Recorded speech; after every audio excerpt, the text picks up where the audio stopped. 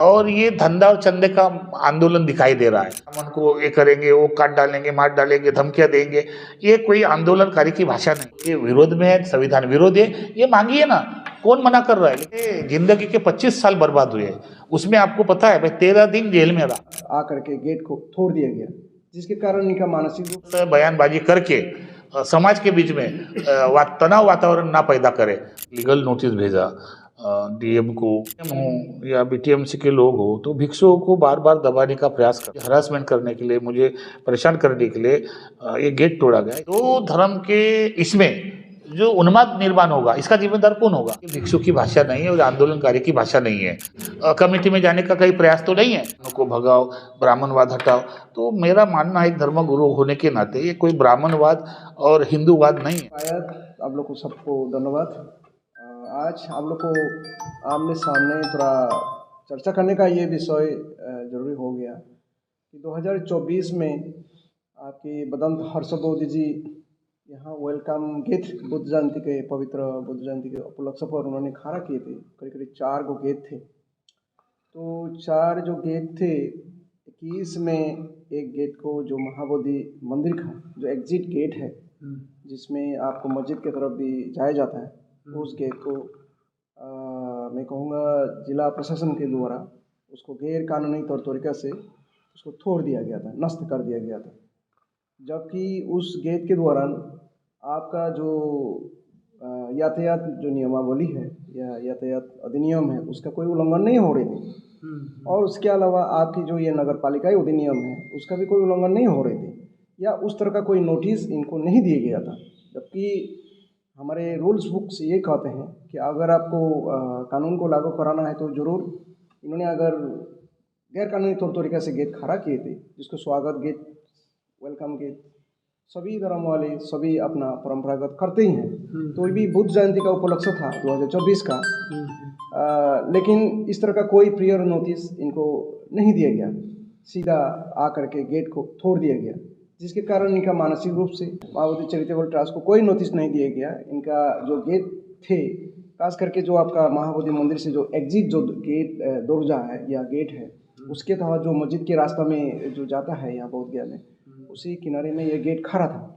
तो उसके पश्चात उन्होंने जब गेट को तोड़ दिया गया, इन्होंने पहले लीगल नोटिस सर्व किए, कानूनी नोटिस पहले भेजा गया, जिला पदाधिकारी को भेजा, बीटीएमसी के जो सचिव है उनको भेज दिए गए, ये नगर परिषद का जो कार्यपालक मुख्य कार्यपालक पदाधिकारी उनको भेज दिया गया। लेकिन कानूनी नोटिस देने के बावजूद भी कोई रिप्लाई इनको नहीं मिला। अब इन्होंने मजबूर होकर के माननीय पटना उच्च न्यायालय में अपना, जिसको केस कहते हैं, मामला कहते हैं या रिट पिटीशन कहते हैं, रिट पिटीशन दायर किए 2025 में। आप माननीय उच्च न्यायालय इसको देखेंगे। हम लोग को उम्मीद है कि इसके द्वारा जो इनका जो गेट है, जो स्वागत गेट था, उसको जो नष्ट कर दिया गया, उसको जवाबदेही जरूर इनको देना पड़ेगा। और इस तरह का इनको जो एक प्रकार गेट को नष्ट करके जो मानसिक तौर पर एक प्रकार उत्साह है भाई, कोई भी धर्म की अपना पवित्र उपलक्ष्य होते हैं, सभी धर्म वाले करते हैं अपना अपना तौर तरीका, अपना अपना परंपरागत। लेकिन इनका भाई क्या दिक्कत हो गई थी कि गेट की वजह से इनका क्या परेशानी हो रही थी, या सिर्फ 2024 के नहीं है, अगर 2024 के पहले भी बात किया जाए, आपको 17 का 18 का बात किया जाए, उसी तरह का गेट इन्होंने खड़ा किया। तो मुझे लगता है इनका से भी कुछ सुना जाए। बताइए आप भी। सभी मीडिया के पत्रकार बंधुओं, मैं आपके सामने भदंत हर्षबोधि मास्तूर बोध गया में रहता हूँ। आज की पत्रकार परिषद लेने का उद्देश्य यही है कि हमारे भंते जी प्रियपाल जी ने जो बताया, उसी संबंधित मैंने 2024 में बुद्ध जयंती के अवसर पर भारत के विभिन्न राज्य से जो बौद्ध अनुयायी हैं, वो श्रद्धालु हैं, वो बोध गया में आते हैं बुद्ध जयंती के अवसर पर। तो हमने उनके अभिनंदन के लिए, उनके स्वागत के लिए डॉक्टर बाबा साहब आम्बेडकर का एक तस्वीर और बुद्ध का तस्वीर करके स्वागत गेट लगाया था। 4 गेट लगाए थे, जिसमें से जो बीटीएमसी के सामने जो जामा मस्जिद की तरफ रास्ता जाता है, उस रास्ते पर एक गेट लगा था। तो उस गेट को ना किसी तरह से हमको नोटिस दिया, ना जानकारी दी, और ना कुछ भी हमको जो कानूनी प्रक्रिया उस तरह से हमको उन्होंने जानकारी दी, और वो गेट तोड़ दिया। लगातार वो 17 तारीख को लगा, लेकिन जयंती के एक दिन पहले तोड़ा गया। तो हाँ, तो मुझे लगा कि मैं तो एक धर्मगुरु हूँ, मुझे मानसिक तनाव हुआ, मुझे टार्चर किया जैसा लगा कि ये लोग धर्मगुरु को इसका हरासमेंट हुआ फिजिकली, और मेरी जो बदनामी हुई, लोगों में मेरी जो प्रतिष्ठा थी धर्मगुरु के नाते, तो उससे लोगों में एक गलत मैसेज गया। इसलिए मैंने फिर कानून के माध्यम से एक लीगल नोटिस भेजा डीएम को, नायब सचिव को, और नगर पंचायत के जो सीओ लेखापाल अधिकारी उसको भी।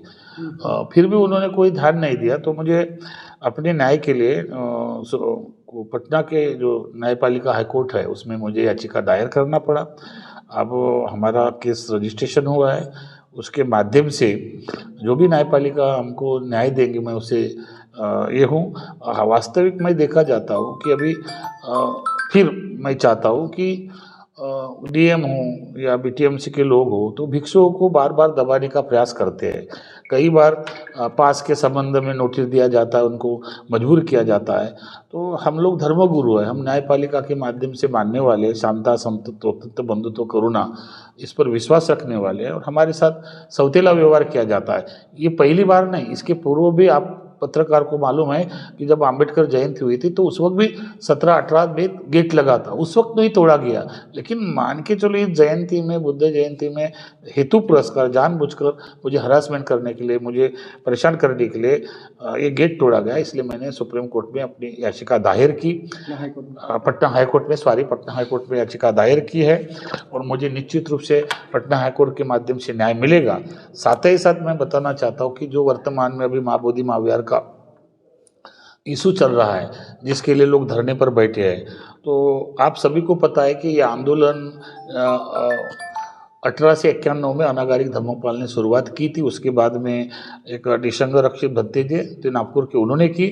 उसके बाद में 92 में भदंत आर्य आर्जानगो सुरेश ससाई जी ने अपने नेतृत्व में आंदोलन शुरू किया। 1949 का एक्ट बदलने के लिए इन लोगों ने आंदोलन किया। तो ये आंदोलन का परिणाम इतना हुआ कि 5 लोगों से 5 लाख लोगों तक संघर्ष हुआ केंद्र सरकार के, पटना बिहार सरकार के विरुद्ध में। तो केंद्र सरकार बिहार सरकार के विरुद्ध इतना जोर से धरना प्रदर्शन हुआ, तो बिहार सरकार ने इनको आमिष दिखाकर आंदोलन को तोड़ने के लिए जो 1949 का एक्ट है, माँ बोधि माँ विहार प्रबंधन एक्ट जो है, उसको चेंज करने के लिए, उसको बदलने के लिए आए थे जो आंदोलनकारी। लेकिन उसी में ये बैठ गए, 4 मेंबर हुए, तो आंदोलन तो कमजोर हुआ। इतना ही नहीं, तो भंते ससाई जो है, जो जापान से आए हैं, उन्होंने माइनॉरिटी का मेंबरशिप स्वीकार किया, अल्पसंख्यक आयोग का मेंबर बने, तो टोटली आंदोलन समाप्त हुआ। अभी 12 तारीख को फरवरी को शायद आकाश लामा के माध्यम से, जिसमें प्रज्ञाशील भंते जी है, वो 1949 का एक्ट बदलने के लिए गए थे, लेकिन 6 साल तक बीटीएमसी में सचिव रहे, तब उनको ये एक्ट दिखाई नहीं दिया कि ये बुद्ध के विरोध में है, काला कानून है बुद्ध के लिए। अभी 24 साल के बाद वो आकाश लामा के साथ धरने पर बैठे कि एक एक्ट को निरस्त करेंगे। हमने इसी उद्देश्य से कि हमारा भारत का लोग श्रद्धालु है, भावनात्मक है, तो ये लोग कहीं ना कहीं कन्फ्यूजन में है। इसलिए पूरे भारत के भिक्षु की एक विराट धम्म सभा का 2 तारीख को अप्रैल को हमने इंटरनेशनल मेडिटेशन सेंटर में किया है, जिसमें भारत के विभिन्न राज्य से भिक्षु आएंगे, अपना सुझाव, अपना मत रखेंगे, और उस मीटिंग के माध्यम से तय किया जाएगा कि क्या 1949 का जो एक्ट है किस तरह से बदलने के लिए हम लोग प्रयास करेंगे, कैसी कमेटी होगी। अभी वर्तमान में जो लोग बैठे हुए हैं धरने पर, तो काफ़ी तरह से लोग भ्रमित भाषा का यूज कर रहे हैं। मैं चाहता हूँ कि आंदोलन होना चाहिए, लेकिन आंदोलन को न्यायपालिका के माध्यम से होना चाहिए, बाबा साहब के संविधान के माध्यम से होना चाहिए। कुछ लोग अपने चैनल के माध्यम से, फेसबुक के माध्यम से तरह का घोषणा करते कि ब्राह्मणों को भगाओ, ब्राह्मणवाद हटाओ। तो मेरा मानना है, एक धर्मगुरु होने के नाते, ये कोई ब्राह्मणवाद और हिंदूवाद नहीं है। ये 1949 का एक्ट है, और 1949 का एक्ट को रद्द करने के लिए बात करनी चाहिए। ऐसे बयानबाजी से दोनों समाज में उन्माद फैलेगा, एक वातावरण तैयार हो जाएगा। मैं ये चाहता हूँ कि ऐसे बयानबाजी पर लोग ध्यान ना दें, इसलिए हमने 2 तारीख की जो अप्रैल की बैठक बुलाई है, तो इसी के लिए एक कॉन्फ्रेंस का आयोजन किया था। साथ ही साथ आज 21 तारीख है, फिर बीटीएमसी ने 21 तारीख से नोटिस जारी किया है कि जितने भी भिक्षु लोगों को पास दिया गया था मोबाइल जाने के लिए, तो मुझे लगता है आज के दिन नहीं अनुमति है, कल से वो फिर बंद करेंगे।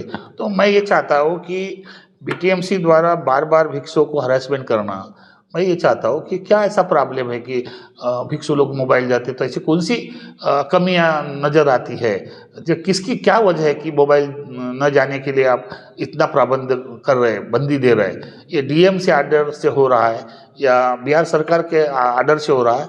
ये हम लोग बहुत आपके मीडिया के माध्यम से जानने का प्रयास करेंगे।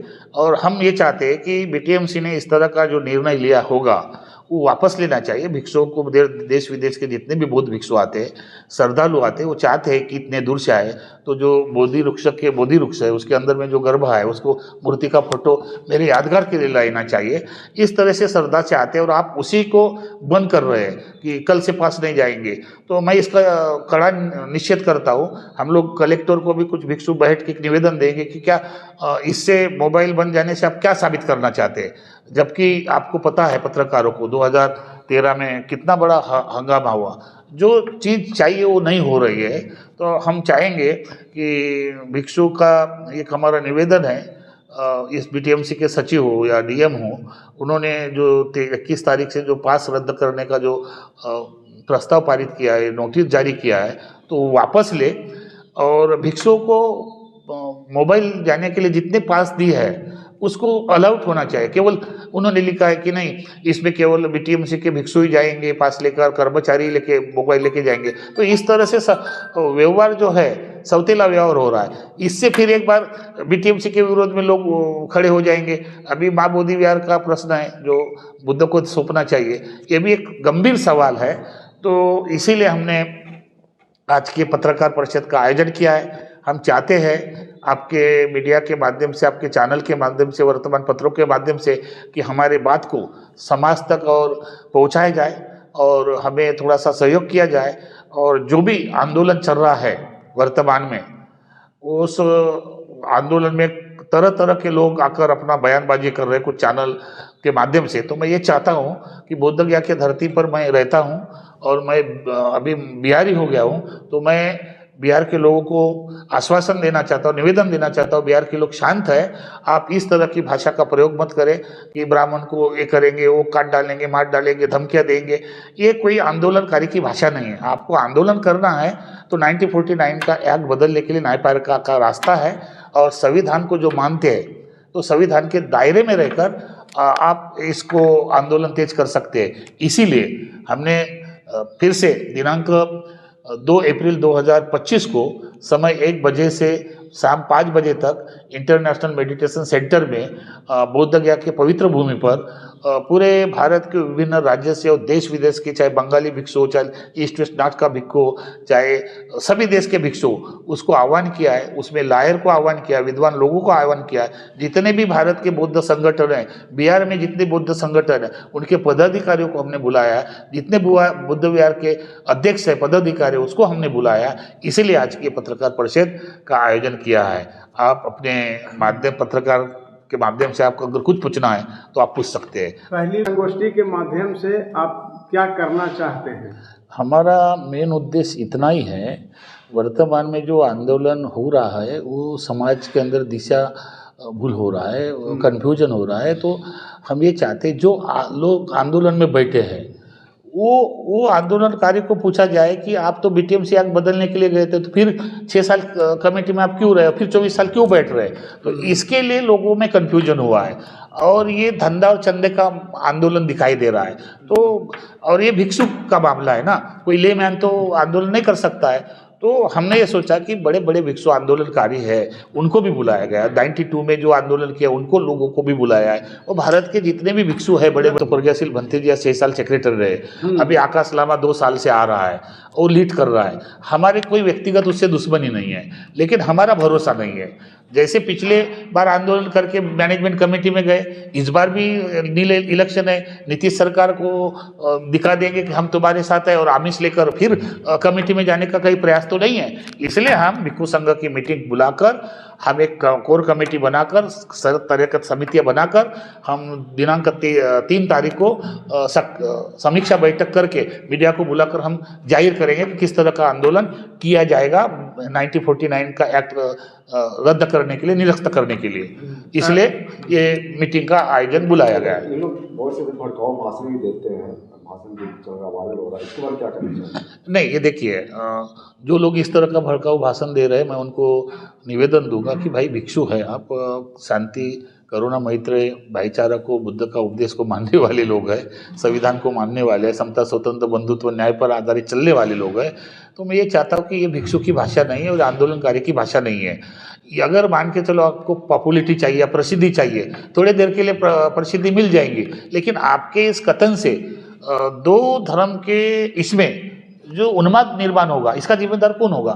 तो इसीलिए मैं चाहता हूँ कि आपको अधिकार है अपना अधिकार मांगने के लिए संविधान के माध्यम से, कि 1949 का जो एक्ट है बुद्ध के विरोध में है, संविधान विरोध है, ये मांगिए ना, कौन मना कर रहा है? लेकिन आप इस तरह से जो भाषण दे रहे हैं उसके कुछ बनते ऐसे बोल रहे हैं कि हमारे पास तमंचे हैं, हमारे पास कट्टे हैं, राइफल है, चाकू है, तलवार है, हम पहले वाले भंते अब भिक्षु नहीं रह गए। ये खुलेआम सब क्या मतलब है कि घंटे बन रहे हैं? मैं तो इतना ही आपके चैनल के माध्यम से आह्वान करूंगा, जो इस तरह से बयानबाजी करते उनको कानूनी कार्रवाई की जाए। मैं ये चाहता हूँ कि दो समाज के अंदर जो हिंदू मुस्लिम, अभी बौद्ध हिंदू में ऐसा तनाव पैदा न होना चाहिए। हम भारत के लोग हैं, भारतीय है और अंत तक भारतीय रहेंगे, और सभी धर्म के अधिकार संविधान में समाहित है और सबको अधिकार दिया है। तो आप भी अपने अधिकार के लिए न्यायपालिका के माध्यम से जाना चाहिए। मैं निवेदन करूँगा, जो इस तरह के भड़काऊ भाषण देते हैं ना, उनको भी मैं एक धर्मगुरु होने के नाते एक मंगल मैत्री करूँगा कि आप इस तरह से बयानबाजी करके समाज के बीच में तनाव वातावरण ना पैदा करें। मेरा ऐसा सुझाव उनको रहेगा। आप तो पत्रकार है, आपके मीडिया के लोग हैं, आप सब सच्चाई जानते हैं। मैं एक धर्मगुरु हूँ, तो मुझे भी इन लोगों ने टारगेट किया था कि मैं आरएसएस का हूँ, मुझे भी इन लोगों ने टारगेट किया था कि मैं आरएसएस का हूँ। अभी आपको सब पता है, पत्रकार बंधुओं को कब से जानते हैं मुझे, हाँ, फिर भी ये लोग इस तरह से टारगेट करते हैं। मैं एक धर्मगुरु हूँ, तो क्या मैं किसी मंत्री से नहीं मिल सकता हूँ? मैं अगर मान के चलो ये जो आंदोलनकारी है, अगर नीतीश सरकार को मिल गए तो क्या आरएसएस के हो जाएंगे? तो ये आंदोलनकारी को, भंते हर्षबोधी को, हमारी टीम को किस तरह से लांछन लगा के बदनाम करने का प्रयास पूरे महाराष्ट्र में किया है। लेकिन उस वक्त मैं बोधगया में नहीं था, महाराष्ट्र में था। तो हमारे पत्रकार अहमद भाई ने फोन किया था कि भंते जी कहाँ है। मैं सच्चाई बता रहा हूँ। अभी जो Akash Lama all India Buddhist forum के नाम से जो आंदोलन चला रहा है, उन्होंने वर्तमान में एक ही साल में जो बिहार प्रदेश के सचिव 2 नियुक्त करके हटाया दिया है। और एक लखनऊ के दया सागर जी है जो बौद्ध है, उन्होंने भी आज हमको फोन किया कि भंते जी ये ऑल इंडिया बुद्धिस्ट फोरम के माध्यम से हमको भी हटाया गया है। तो कई तरह से चर्चा तो आ रही है, लेकिन हम उस चर्चा को नहीं देखना चाहेंगे। उनका कर्म उनके साथ तो करेंगे तो भरेंगे, लेकिन हमारा भारत का भिक्षु संघ है, हम बुद्ध के अनुयायी हैं, बुद्ध के वंश है, बुद्ध के पुत्र हैं। तो जो भारत का जितना भी भिक्षु संघ है, एक जगह आकर बैठेगा और किस तरह के आंदोलन करेगा वो रणनीति तय करेगा, और हम लोग आंदोलन करेंगे। फिर इनका कोई समस्या ही है नहीं। और मैं ये मानता हूँ कि अभी कई पत्रकारों ने बोला, हमने भी बोला, अगर ऑल इंडिया बुद्धिस्ट फोरम का अकाउंट है तो उस अकाउंट में पैसा मांगना चाहिए। लेकिन आप 4-5 लोगों का अकाउंट देकर पैसा मांग रहे, तो इसीलिए ये आपस में भिक्षुओं में कुछ लोगों में फाइटिंग हो रही, ऐसी चर्चा मैंने भी सुनी है। लेकिन निश्चित रूप से मैं एक गवाह हूँ, मैं भी एक आंदोलन की कड़ी हूँ। 92 से आंदोलन में रहा, भंते ससाई जी, भंते प्रज्ञा आनंद जी के। तो इन लोगों ने जो काम किया, वो मैं तो छोटा था उस वक्त, मेरी बात नहीं सुनी। आज वही आकाश लामा भंते ससाई जी के गाइडलाइन से चल रहा है। आज वही आकाश लामा भंते प्रज्ञाशील के गाइडलाइन से चल रहा है कि आप 6 साल सेक्रेटरी बने हैं। तो हमारा विश्वास नहीं, हमारे जिंदगी के 25 साल बर्बाद हुए। उसमें आपको पता है भाई 13 दिन जेल में रहा आंदोलन के चलते। बत्ते प्रियपाल ही एक बोध गया के बत्ते जी थे जो मिलने के लिए आए थे, या जमानत लेने वाला नहीं है। तो भंते प्रज्ञाशील को ये सोचना चाहिए कि तब आप सेक्रेटरी बने तब एक खराब नहीं था, अब आपको निकाल दिया है और 24 साल बाद आपको 1949 का एक्ट खराब दिख रहा है। ये संदेह कहने वाली बात है और ये बात मैं समाज के सामने इस मीटिंग के माध्यम से लाना चाहता हूँ। सच का सच और झूठ का झूठ सामने हो जाएगा। मुझे आशा और विश्वास है कि पूरे भारत के भिक्षु संघ ज़्यादा से ज़्यादा संख्या में 2 अप्रैल 2025 को इंटरनेशनल मेडिटेशन सेंटर में पधार रहे। विशेष रूप से बिहार के जो संगठन है वो अभी से फ़ोन कर रहे हैं कि भंते जी हम लोग भी ज़्यादा से ज़्यादा संख्या में आपके साथ हैं और आप भिक्षु संघ के नेतृत्व में एक नई रणनीति बताकर प्लानिंग करके बुद्ध गया का जो 1949 का एक्ट है उसको कैसे ख़त्म किया जाए शांति से, शांतिपूर्ण ढंग से, ये संघर्ष से नहीं, आंदोलन से नहीं, मारामारी से नहीं। हम बाबा साहब के संविधान को न्यायपालिका पर विश्वास करने वाले हैं। अगर जो लोग बाबा साहब की न्यायपालिका पर विश्वास नहीं करते तो मैं सोचता हूँ कि आप लोगों ने इस तरह से भाषा बोलकर अपने प्रसिद्ध स्वार्थ के लिए लोगों को गुमराह नहीं करना चाहिए। लोग बहुत जागरूक है।